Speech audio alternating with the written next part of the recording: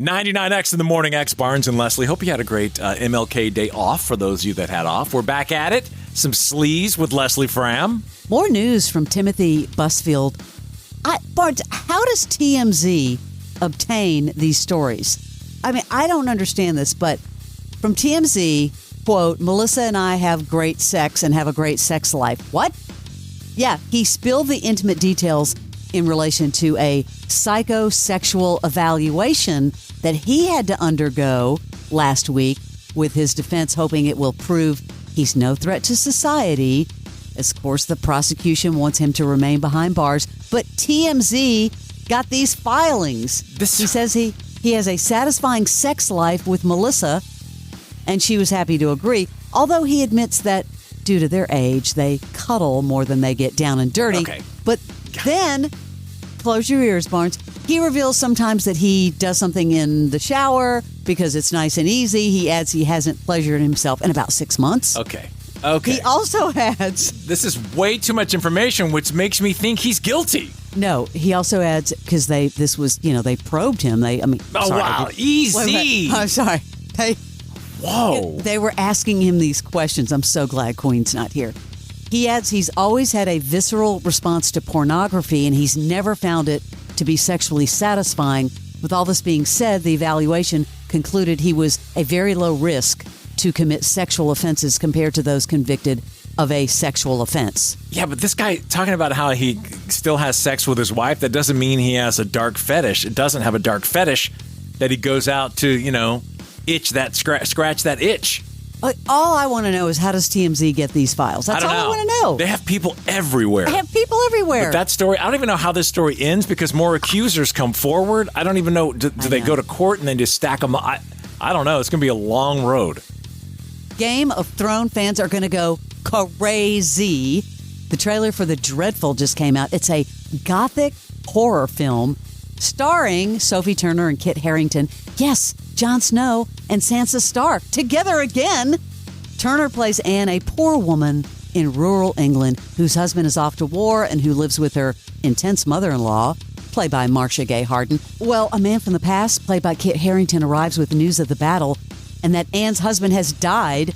Well, despite their very clear attraction and desire for one another, Anne is still devoted to her husband, at least through the God-fearing prophecies of her mother-in-law.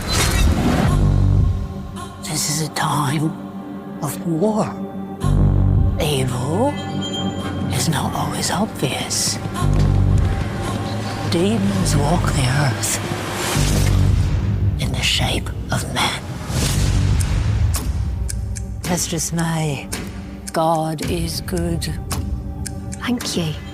Won't she miss it? She has plenty. We have nothing. Yago! Hello, Aunt. Back from Tewkesbury. Are the wars over then? Over for me. Where is my husband? And he tried to fight. They killed him. My son is not coming back. All that matters is that we survive. Don't you know you shouldn't be walking alone here? I shouldn't walk with a man who's not my husband. We can't afford such beautiful gifts. Who else knows you've returned from your travels? You are but the first. Not only do you have horror, Barnes, but now you have gothic horror. Hey, guess what? Somebody else started a podcast. Remember, every day someone has started a new podcast. This time it's Martin Sheen, bringing his talents to a special podcast talking about personal reflections, story of his life, poetry, things that inspire him, and he did a little promo with his son, Charlie. Hey everyone, Charlie Sheen here, along with my dad, Martin Sheen. Hello. For a special episode of the Martin Sheen podcast on Sunday, January 18th. That's right. In fact, we are calling it the Sheen's special episode. I like that. So tune in and see what happens. Wherever you get your podcast, it's in the script. He's not lying. They seem very excited to be there. Is this a Netflix thing where they're actually paying them real money? Maybe, because, Netflix is buying up all of these different podcasts. We'll see. But Martin Sheen, I like Martin Sheen. He hasn't done anything in a while, and he doesn't seem like he wants to be there. It seems very awkward. It's weird. Oh, this is really good, Barnes. During an interview with Access Hollywood, Ben Affleck is addressing claims from Lisa Barlow. Do you know her? She's one of the Real Housewives. Oh, I She's saw from this. Salt Lake City, who said she missed filming with her co-stars to go to an event attended by Ben Affleck and Blake Lively. Well, Ben Affleck said he hadn't been to Utah in about a decade, couldn't recall the occasion, and didn't want to embarrass anyone or comment further on the drama. Can you imagine? You're one of those Real Housewife floozies, and you start making up a lie. You drop an A-list lie on a show like that, and then, who knew you'd get called out? So the question is, do you know who Lisa Barlow is? Well, I don't want to get anybody in trouble, or I don't know what this is, but I don't. An event This in is Salt her. Lake City. And No, you wouldn't get her in trouble. but prove to me right or wrong. Yeah. She's Wait, saying wait, You're that- not an sure. event like at Sundance or Yeah, something? what was the Or like event? a- I understand. She is a big Sundance girl. She didn't specify the event. She But said it was a in few Utah. months When was the ago. last time you were in Utah? It would probably be Utah. I haven't been in Utah in, I don't know, 8, 9, 10 years. I don't know. I can't. Okay, so you might know her. I don't.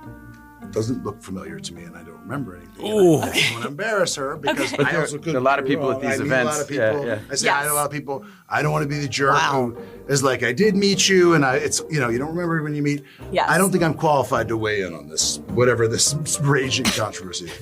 You told me all I need to know. This chick's a liar, and I love that story. And they just outed her on another interview show. Wow.